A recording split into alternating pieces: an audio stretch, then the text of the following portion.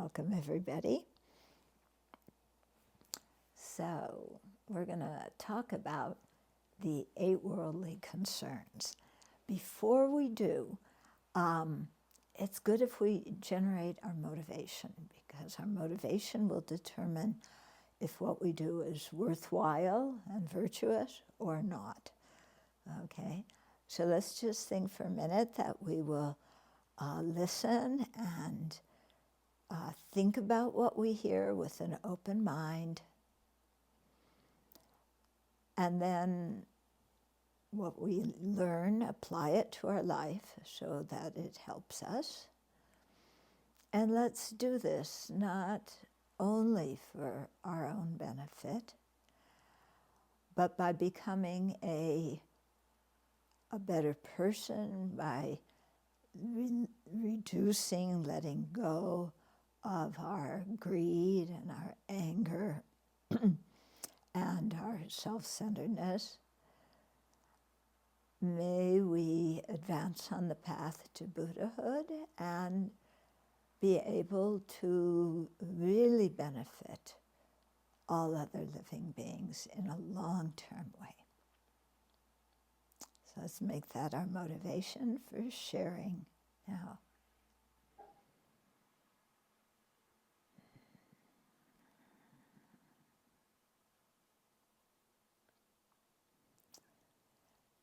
Okay. So the 8 worldly concerns. This is one of the teachings that I heard very, very early on when I met the Buddha Dharma. One of my teachers talked about the 8 worldly concerns again and again and again and again. And sometimes all of us were going, oh, he's saying it again. Can he talk about something else? But actually what he was saying was he repeated it so much so that it would really go into our hearts and change us. And I'm very, very happy that he did that. And many years later, I went to him and I said, thank you very much for hammering that point about the 8 worldly concerns into our minds and into our lives, because it's one of the first steps to really make our Dharma practice, or what we call Dharma practice, into something that is the Dharma. Okay? So the Dharma isn't just having the clothes and knowing the mantra and, these kinds of external things. The Dharma is in our hearts, in our minds, how we look at life, okay, how we act with other people. Now, I don't know about you, but if I am honest when I look at my life, I think about myself all day and all night. And I'm the primary one that I think about. There's over 9 billion human beings on this planet, but there's one of them who is more important than any other one. Who is it? Just coincidentally, that most important person in the world happens to be me.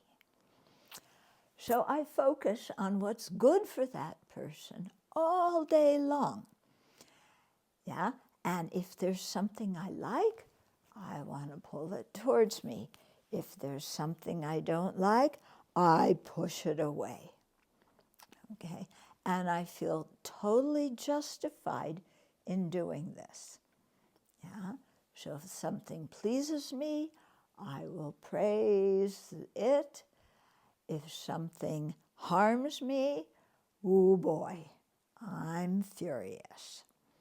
And who knows what we do when we're furious? All sorts of things that aren't so good. Okay, so What are the 8 worldly concerns? Because this is one way in which our self-centered mind manifests itself. Okay? So the 8 worldly concerns is 4 pairs, yeah, of 2 each. Okay? So the first pair is appreciation, joy when we receive material things and gifts. And the opposite of that is dismay, aversion when we don't receive the gifts, or somebody steals our things, or we get something we want, but it's not as good as we wanted it to be or thought it would be. Okay? So that's the first part. It relies on material possessions and wealth. Okay? The second pair, is attachment to praise and approval and aversion to blame and disapproval. Okay? So I want everybody to think well of me and to speak nicely to me. I want my family and so forth to approve of me. Okay, and I don't want to get blamed for anything. Yeah, especially if I didn't do it, I shouldn't get blamed. But even if I did do it, I still shouldn't get blamed. Okay, then, so that's the second pair. Third pair is being happy and delighted when we have a good reputation. Okay, so praise and blame is what one person or 2 people, how they treat me. Reputation is what a group of people think of me. So do they think well of me? You know? Or am I notorious for doing all sorts of naughty things? And, you know, my general reputation is very poor. Mm-hmm. And then I'm dismayed. I'm unhappy about that. And then the last pair is delight at wonderful sense objects, good sights, sounds, smells, tastes, touches, you know, wanting all of that. And if I get the opposite, I have to look at ugly things, hear sounds I don't like, smells that stink, tastes that are bleh, and physical touches that I don't like, you know, a lot of aversion. Okay, so you can see these 8 pairs are all about attachment to what pleases us, aversion to what doesn't please us. And I might say, truthfully, that I think most of our life is in this process of getting 4 of the 8 and making sure or trying to make sure that we don't get the other 4. And this is so much what motivates our whole life. Okay? When it's New Year's time or holiday time, we may say, may all sentient beings have happiness. May the world live in peace. But when we look at our own behavior, do we want everybody to live in happiness, or only, first of all, myself, and second of all, the people who are nice to me? Yeah, the people who are mean to me, they can go to hell. Oops, not supposed to talk like that. But that's what we think, isn't it? Yeah. So that is what, you know, goes on in our minds so much. So it has different effects, ramifications in our life. One is that these 8 worldly concerns make us quite miserable here and now in this very life. And I'll give some examples of it in a minute. Second is, by having this kind of delight and aversion, attachment and aversion, we create all sorts of negative karma to get what we want and get rid of what we don't like. Third, okay, so the negative karma causes bad rebirths. We all know that. Third is it totally blocks our path to Buddhahood. Yeah, because have you ever heard of a Buddha who craves having a good reputation? Yeah, and wants sense pleasure and wants like money and all these things. No, a Buddha is totally beyond all of that. Yeah. So if we really want to progress on the path to Buddhahood, we have to start to subdue this kind of grasping, pushing. Yeah. And the grasping, pushing, it makes us like an emotional yo-yo. Yeah? Remember yo-yos? Go down and up. We used to play as kids with yo-yos. Yeah? But emotionally, we're like yo-yos all the time. Yeah? And I like something, whee! I don't like it, whoa! So even the people who meet us every day, they don't know who they're encountering that day. Are we going to be a person in a good mood because we got what we like? Or are we going to be a person in a bad mood because things happen that we don't want? Yeah, so our friends and family are stuck with, having a yo-yo in their midst. Okay, let's go back over these four sets of two, 4 pairs of 2, and look at them more closely. Okay, so attachment to material things, yeah, and delight when we receive them, and aversion and antipathy when we don't, or when we lose them. Okay, so how does this manifest in our life? Well, we like going shopping, huh? Yeah? Even if it's in the supermarket, we walk along the aisle. Oh, look, those are the cookies I like. I can get them. Yeah, and just everywhere else where we look, oh, look at all the material things, and craving arising in our mind. And, and then when it's time for New Year's or the holiday season, when people give each other gifts, yeah, we hope people will give us certain things that we like. And to help them along, we just drop some hints so that they will know what we like. Mm-hmm. Never mind the cost to them. We'll drop the hints and hope they love us so much that they'll get us what we want. Okay, then when we don't get what we want, yeah, because the more we're attached to something, the more upset we are when we lose it or don't get it. Somebody forgets our birthday. Tragedy. I hate that person. I've done so much for them. I've given them a present every birthday, and they forgot mine. Okay. Somebody borrows something of ours and doesn't return it. Oh, I loaned so-and-so some money before. They told me they would pay it back. It was only $10. But they told me they would pay it back, and they didn't. I want revenge. Okay?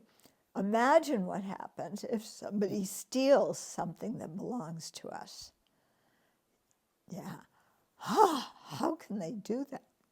Or cheats us out of some money.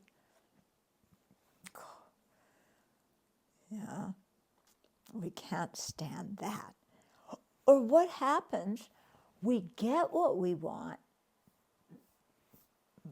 but it's not as nice as I thought it was. Then I'm so disappointed. I have the hiccups. I'm so disappointed. I got what I want, but it's not as good as it was supposed to be. Yeah, I spent my money on that, and they didn't give me what I wanted.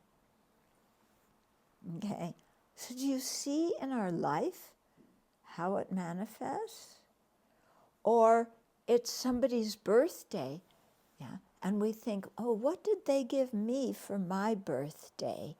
I will give them something that costs about the same amount. Yeah, so that they won't think I'm cheap. But maybe it'll also be something that somebody gave me that I've had stashed in a closet. So then I can give it to this person for their birthday, and I haven't even had to pay anything. And I get credit for giving them a birthday present. Very good. Okay, then the second one, attachment to praise and approval, aversion to blame and disapproval. This one's a big one.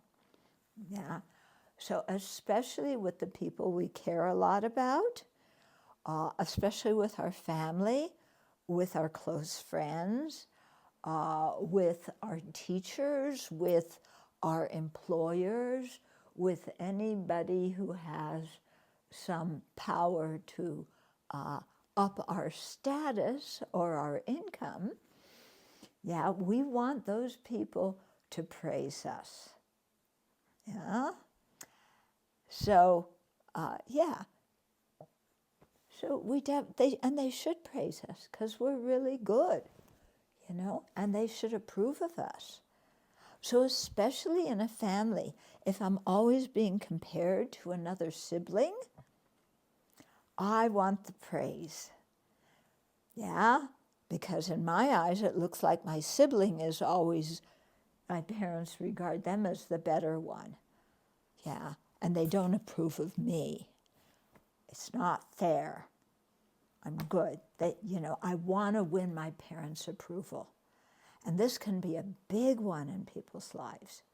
When you want your parents to approve of you, or you want your kids to approve of you. I know people who love the Buddha's teachings, were really engaged in practice, and their children didn't like them for doing that. So the parent did what the children wanted, and they stopped their virtuous activity to please their kids. In my family, that would never happen. Yeah? We were supposed to respect our parents. Yeah? And my parents would not let us pull anything like that. Okay? But we always want to look good. Yeah? So if I can do something that my sibling can't, then I'll get some praise. Yeah, so I'm competing with my siblings. I'm even competing with my close friends. And I'm competing with my colleagues because I want the promotion. So I do things to, butter up the boss. Yeah? So the boss will think well of me. I want the approval. Not just so that I can get somebody to do something for me, but I want the approval because I don't really believe in myself. So if somebody else tells me I'm good, then, I must be an okay person. Yeah, because we don't have the ability to evaluate our own motivations and actions ourselves. We're too outward focused. Yeah, we want the praise, we want the approval. When the kids, we want our report cards with good grades. When you are working, you want to write up in your file that you are the best employee around. And some companies, they have employee of the month with your picture there. I want to be the employee of the month. What does that mean, to be the employee of the month? I have no idea, but it doesn't matter. It has our picture, and other people think it's good. So that's enough for me. I want it. But I don't like being blamed, and I don't like being criticized. In fact, in my book, that is illegal. No one is allowed to blame me or criticize me. Okay? If I make a mistake, it was an accident. Yeah. Or even if it wasn't an accident, somebody else did it, and you're blaming me for what somebody else did. Or even if it wasn't somebody else who did it, it was me. It was because I was sick that day. And I really had a good intention to do this job very well, but I didn't. My little toe hurt that day. I couldn't possibly do it. So that's why you're criticizing me. Yeah. But somebody criticized me. Oh, this is bad. If they criticize me, it means I'm really a bad, worthless person. So I better do something so I look good, so I don't get blamed and criticized. Yeah? So what do? I put on a whole phony personality. I am so friendly. I am so kind. I just say such sweet things to you all the time. Let me do this for you and give you a favor. You're such a wonderful person. You like me, don't you? Okay, so we act like phony baloney. Yeah, and we ingratiate ourselves to others. Totally insincere, but just doing it so that we'll get praise and avoid blame. Okay, the third set. Well, by the way, are any of you recognizing this going on in your own life? I'm sure you can see other people who behave like this. But the point isn't to point the finger at other people. It's to look inside and see what's going on in here and clean up what's here. Okay, the third set. I want a good reputation.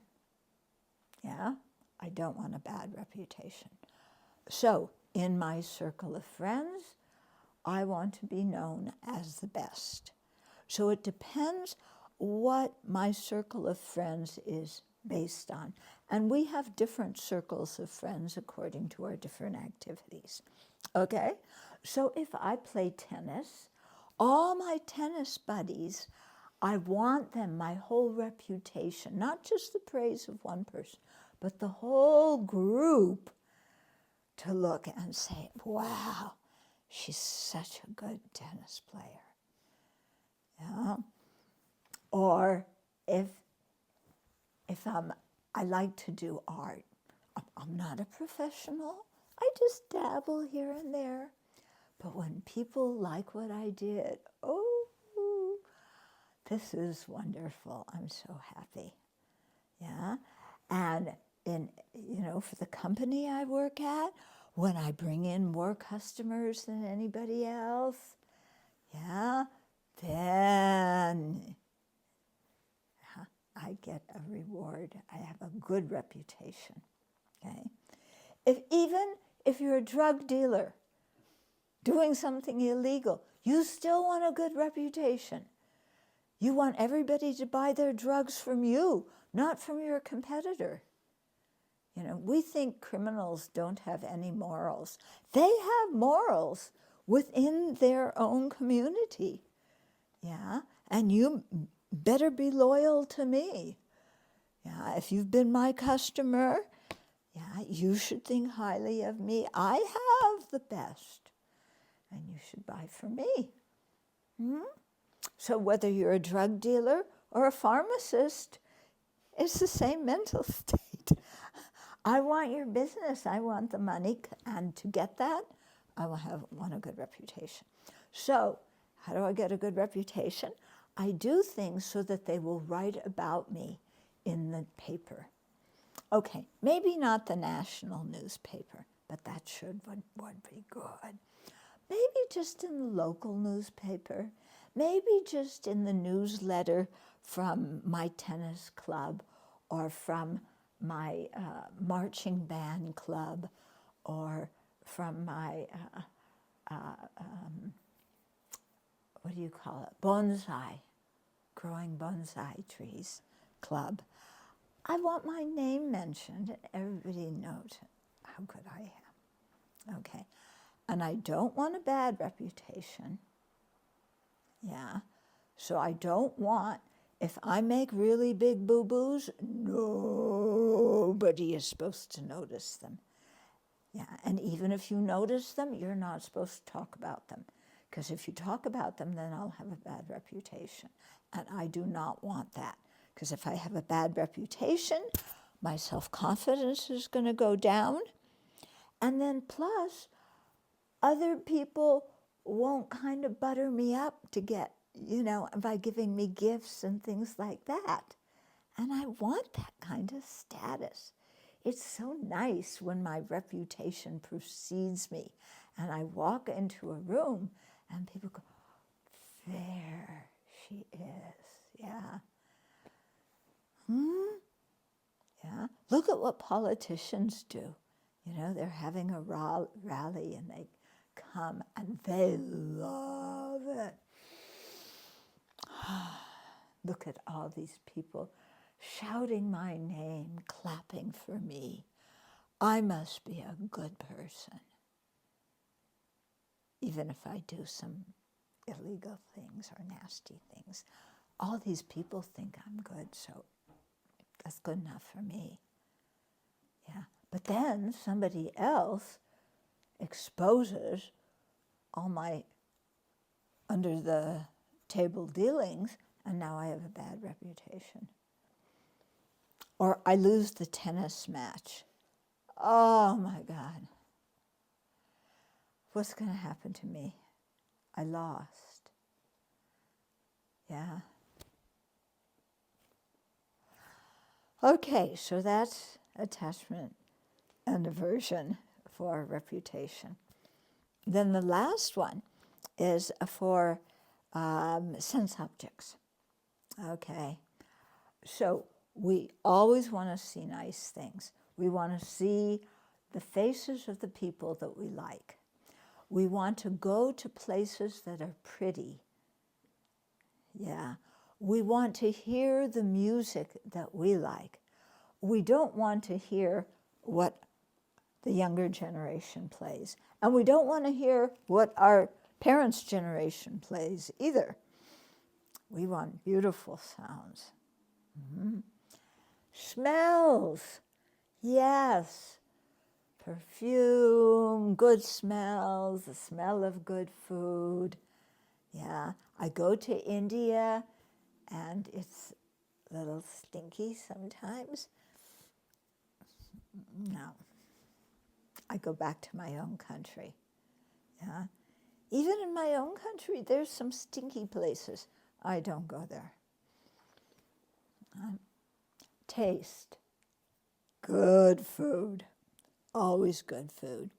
Even though we don't usually taste the good food because we're too busy talking to other people while we're eating. Not enough time to actually taste it. And actually eating slow and tasting the food is quite boring. Yeah, it's so much nicer to talk to your friends. Yeah, but still we want that good food. Mm-hmm. So when we order takeout, if you're anything like my family, it takes you about a half an hour to figure out what you're going to order. Even you go to a restaurant, yeah, do I choose this? Do I choose that? What is really going to please me? Then you ask the waiter or waitress about what's in that dish. Can they substitute this ingredient that you like for that one that they don't like? And then when they deliver it, you don't say, thank you so much for cooking me a meal. You say, this isn't what I ordered. This is terrible. Take it back. And you make a big scene in the restaurant. Have you ever been with anybody who's made a big scene in a restaurant? Oh, but it wasn't you, was it? No. Okay. So nice taste. Then tactile sensations. Yeah? So it's a little bit hot today. Yeah? So we have to go in and turn the aircon on. Sometimes in the winter it's really cold. So then we have to go in and turn the heat on. Yeah? So, and the room has to be at the right temperature, especially if we're meditating. So we're all in the meditation room together, meditating. And one person gets up and opens the window because it's too stuffy. And then, that's okay, then a minute later, somebody else is too cold because the wind is blowing on them. They stand up in the middle of the meditation and they go and close the window. Okay, but when they closed the window, they made a loud sound, an undesirable sound. Yeah, so then everybody gives them a dirty look. And then they had an unpleasant sight, a visual experience. Yeah. Or somebody's really attached to money and they're in their meditation session and they're wondering how the stock market is doing today. So they have their computer because it has all the meditation points on it, but they just want to check the stock market.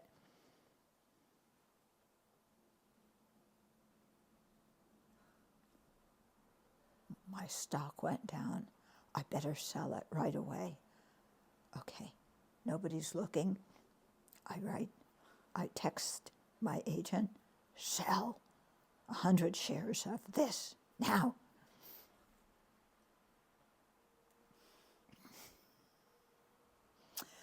Okay. Yeah, we like smooth things and soft things. Yeah, you want a bed that is not too hard, but not too soft. If it's too soft, it hurts your back. If it's too hard, it hurts your back. Yeah, so every bed should be exactly the softness or hardness that we like. Yeah, so that, the temperature, our clothes should be smooth and soft. Yeah, we don't want any kind of rough clothing, especially the kind that itches when you put it on and you're sitting there all day with this kind of itchy cloth. Yeah. And then the mosquitoes. You get out of the itchy cloth and then as the mosquitoes are attacking you. I gotta get rid of the mosquitoes. Yeah? Okay, so you can see right away that every time we delight in one half of it, the other half also gets affected. The more we delight, the more aversion we have. Okay? So it becomes very clear. So it makes our life unhappy right here and now in this life. Second, to get what we want, we lie, we connive, we manipulate, we tell little white lies that aren't really lies. They're to save somebody else's feelings. And we drop hints once in a while, but it's not too much and it's not real self-centered, as long as the people pick them up and they pick up my hints and give me what I want or take away what I don't like. Yeah? We may even steal to get what we want. Yeah, oh, that store has something so nice, but I can't afford it. Yeah. Anyway, the store is a big corporation. They haul in millions of dollars. I'm just taking something worth $100. They won't miss it. Yeah. Or at our workplace, you know, they don't pay me enough anyway. So if I use the company credit card for my own purposes, there's nothing wrong with that. I'm just getting the money that my company should be paying me, but they're not paying me. Okay, so we get involved in all sorts of stuff. You know, sometimes people even kill other people.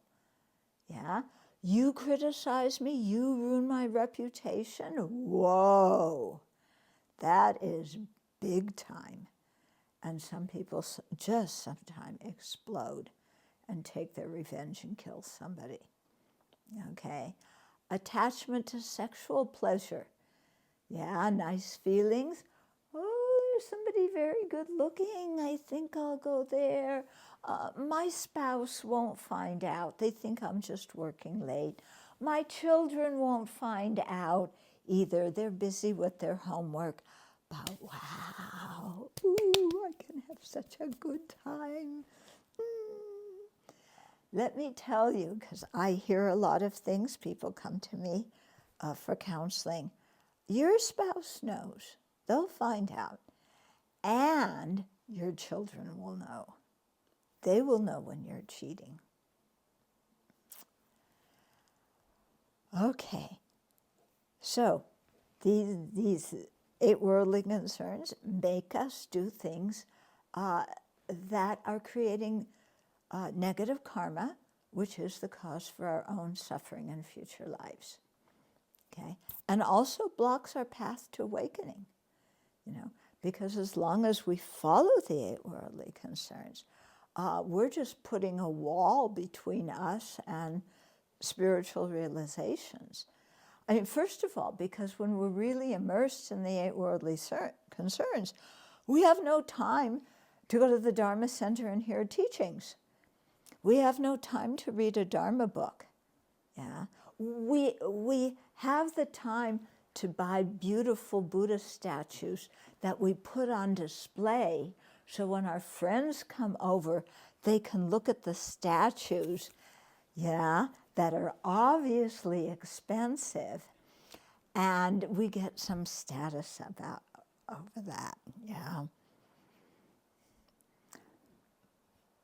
But our mind gets corrupt, you know, and we do behavior, I mean, that you would never hear of a bodhisattva or a Buddha doing. Yeah, so we really, you know, we shoot ourselves in the foot, as they say. I don't have time to go for teachings. I have to leave in the middle because I have to go get some ice cream. I can't go to retreat because I have to pay. Actually, the retreat is free, but you know, you say that to justify not going because you're actually, you want to hear the Dharma, but it always points out your faults. Yeah? And I would like to go to Dharma teachings where they talk about light and love and bliss. But instead, my teacher talks about the 8 worldly concerns and how important it is to overcome them so that I can become a Buddha. Well, I want to become a Buddha, but I want nice things and a good reputation and praise and sense pleasure.